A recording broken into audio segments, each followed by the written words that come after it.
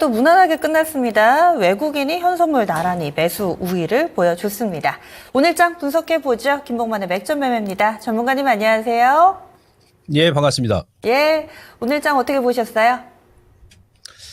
자, 거래선 일단 그 11선 언저리에서 하방 경기 확보했고, 코스닥은 직전 저점에서 지금 오늘 아래꼬리 주고 양보원을 일단 전환됐는데요.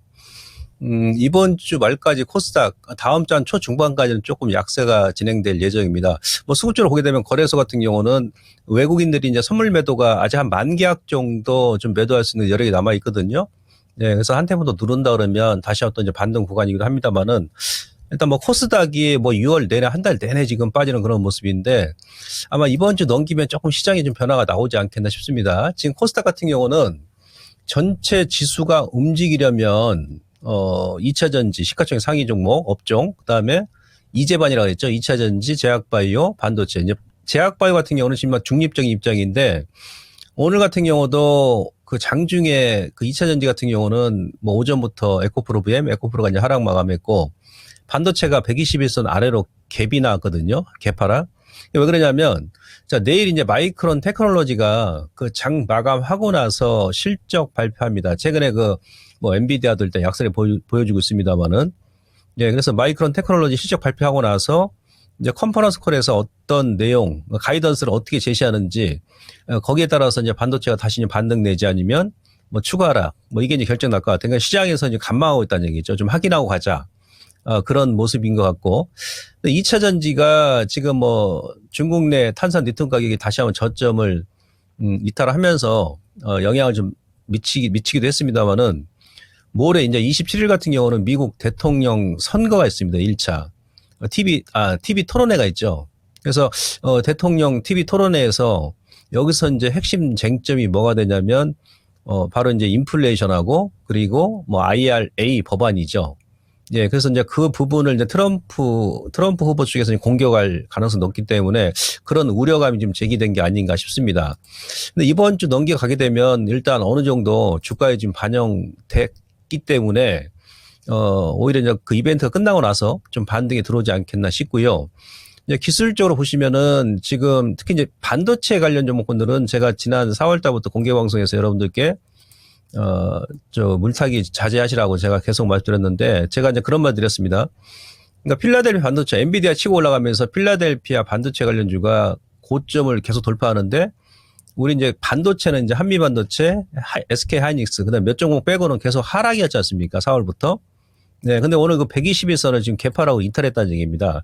요거 바로 못 살려주면은, 네, 추가적인 또 매물이 초래될 수 있기 때문에, 마이크론 테크 일단 실적 발표하고 나서 여러분들께서 뭐 추가 매수 내지 아니면 뭐 신규 매수 접근하기 좋고, 그러다 보니까는 이제 반도체 밀리고 2차 전지 밀리다 보니까, 네, 코스닥 지수가 직전 전저까지 밀었는데, 전 개인적으로 이 하단 라인까지는 크게 이탈은 안 할 것 같아요. 이번 주에 신용 물량도 어느 정도 좀 출회가 됐고요. 이번 주까지 아마 출회가 될 겁니다. 그리고 지금 수급적인 부분을 보게 되면 그 외국인들하고 기관들이 지난달 이번 달 전체적으로 코스닥 수급은 지금 매수입니다. 매수 우위입니다.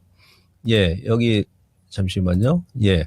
5월달하고 6월달 외국인들은 어제 기준으로 했을 때 한 1조 600억 정도 매수했고, 금융투자 쪽은 한 7천억 정도 매수했거든요. 거기다 이제 개인 투자자분들께서도 6월달은 매수입니다. 3천억 정도. 그래서 3대 투자 주체가 지금 매수입니다. 그러니까 강하게 이제 매수가 안 들어와서 좀 흘러내는 그런 모습인데 이 수급을 봐서는 직전 저점을 크게 이탈하지 않을 것으로 판단하고 있고, 내일이면 실질적으로 이제 상반기 장세, 2분기 장세가 마감이거든요. 결제 이수 기준으로 했을 때.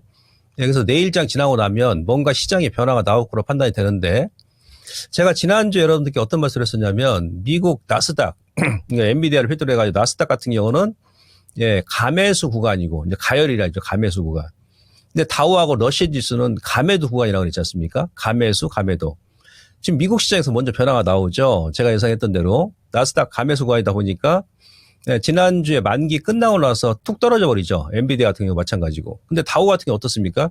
지금 V자로 치고 올라가 버리죠. 이게 이제 미세한 변화입니다. 미국은 벌써 이제 변화가 나온 것 같아요. 네, 그래서 우리 시장 같은 경우도 아마도 이번 주 요 이벤트 끝나고 그다음에 그 실질적으로 다음 주 넘어가서 7월 장세 출발하게 되면 뭔가 시장에 변화가 생긴다. 그 변화라는 건 뭐냐면 상반기 때 강했던 종목군들은 조정이 나올 수 있고 또 약했던 종목군들은 이제 반등에 들어설 가능성이 높다는 얘기예요. 지금 미국의 대형 지수 대비 소형 지수, 이것도 제가 여러분들께 차트 보여드렸습니다만은 대형 지수 상반기 때 그러니까 나스닥이 1월 초부터 그 18% 올랐어요. 그때 다우 지수는 지금 4%밖에 못 올랐고 6개월 동안 러셀 2000 지수는 오히려 마이너스 0.5%입니다. 그러니까 거의 뭐 상반기 내내 행보했다는 얘기예요. 그때 이제 대형주가 올라갔으니까 이런 변화, 그러니까 하반기는 미국 내에서도 못 올랐던 다우지수 관련 종목이라든지 아니면 러셀 2000 지수, 중소형 지수가 움직이 가서 높다는 얘기입니다. 그래서 이런 부분을 일단 체크하시면 될 것 같고, 그 다음에 이제 그 종목, 하락 종목 수가 오늘 같은 경우는 이제 하락 종목 수가 좀 비교적 많이 감소했죠. 어제도 제가 말씀드렸습니다만 특히 코스닥 같은 경우는 이틀 연속 1200개 종목이 종가 기준에서 하락이 나왔기 때문에 이틀 연속 1200개 정도 하락이 나오면 이제 하방 경직을 확보한다고 제가 말씀드렸습니다만은 오늘 일단 그런 모습이 나온 겁니다. 거기다가 AR 지표 같은 경우도 오전에 코스닥 같은 경우가 70 이하로 내려왔었거든요. 지난 4월 저점이 60대 중반이에요. 지금 70대 초반에서 일단 마감했는데 그래서 AR 지표 보더라도 거래소도 마찬가지고 뭐 코스닥도 지금 감매도 구간에 접어들었기 때문에 아마 다음 주 넘어서게 되면 지수가 박스권에 갇혀 있다 하더라도 그동안 이제 먼저 선 반영되면서 밀렸던 종목군들은 선별적으로 이제 반등이 나올 수 있기 때문에 특히 이제 코스닥 말씀드린 겁니다. 네. 그래서, 고점에서 그 이유도 없이 빠졌던 종목군들 수급 논리에 의해서 예, 그런 종목군들 여러분들 홀딩 하시고 좀 반등을 기다리는 전략이 합리적이다. 이렇게 볼 수 있겠습니다. 네. 그래서 시장 분위기에 대해서 이렇게 코스닥 같은 경우는 어느 정도 또 이벤트 전에 약세가 나타나는 것이고 그 이후에는 좀 하방 경직이 나올 것이다. 그럴 거면은 또 코스닥에서 중심이 되는 종목군들 반등을 해줘야 될 텐데 조금 디테일하게 반등을 이끌어줄 만한 종목군들 어떤 쪽으로 보고 계시는지 그리고 유가증권 시장은 계속해서 이렇게 안정 궤도로 갈 수 있을지도 의견 주신다면요. 지금 먼저 이제 수급적인 논리를 우리가 좀 풀어봐야 되는데 지금 그 6월 달 같은 경우는 아까 이제 뭐 코스닥 제가 수급 잠깐 보여드렸습니다만은 외국인들이 3조 5천억을 순매도했어요. 상당히 강하게 매수했지 않습니까? 예, 근데 올해 들어서 뭐 한 세 번째 많은 그 규모의 이제 매수를 했어요. 근데 그 문제는 뭐냐면 삼성전자, 하이닉스 이 두 종목이 거의 한 90% 차지하고 기아차, 현대차입니다. 이게 6월 초부터 어제까지 계속 이어졌거든요. 상당히 그 차별화 장세를 만들었죠. 일단 요게 좀 풀어줘야 되고, 그 다음에 코스닥 같은 경우도 보시면은 외인들이 6월 달에 거의 7천억 가까이 매수했습니다만은 알테오젠이 거의 절반을 차지합니다. 3천억 가까이. 그래서 요 부분이 일단 풀리는 연준을 봐야 되는데, 일단 전체 지수가 살아나려면 시총이 가장 높은 알테오젠이 지금 많이 올라왔으니까요.